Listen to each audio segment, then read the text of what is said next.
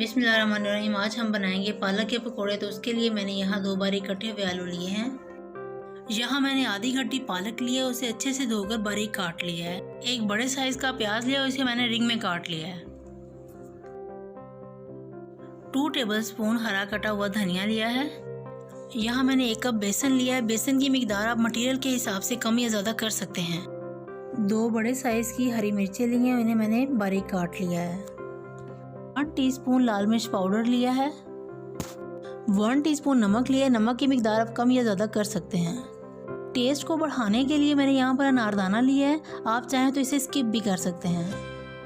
पकौड़ों की खुशबू को बढ़ाने के लिए मैंने यहाँ पर 1 टेबलस्पून सूखा धनिया लिया है और 1 गिलास पानी लिया है। बिस्मिल्लाहिर्रहमानिर्रहीम। सबसे पहले हम बॉल में आलू शामिल करेंगे। फिर आलूओं को मैंने अच्छे से धोकर फिंगर शेप में काट लिया है।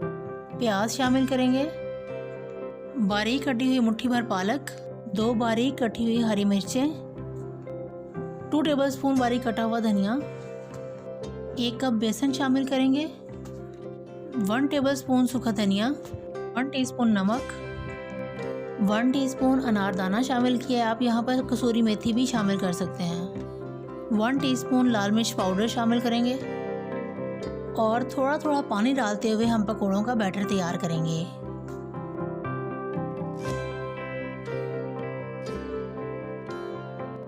बैटर हमारा रेडी हो चुका है। अब हम इसके पकोड़े तैयार करेंगे। कढ़ाई में हमने ऑयल डाल दिया है। ऑयल आपका फुल गर्म होना चाहिए। पकोड़े डालते समय आप फ्लेम को लो पे रखें ताकि हमारे पकोड़े जो हैं वो एकदम से ना जलें।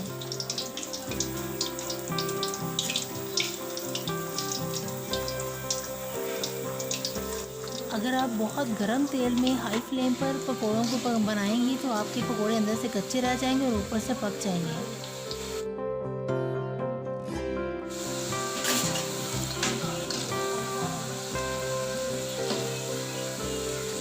दोस्तों, हमारे पकोड़े पकने के करीब हैं। ये देखिए कितने क्रिस्पी और कितने खस्ता पकोड़े तैयार हो रहे हैं। लीजिए, हमारे मज़ेदार से पकोड़े बनकर तैयार हो चुके हैं। अब हम इसे सर्विंग प्लेट में डालेंगे और किसी भी चटनी के साथ सर्व करेंगे।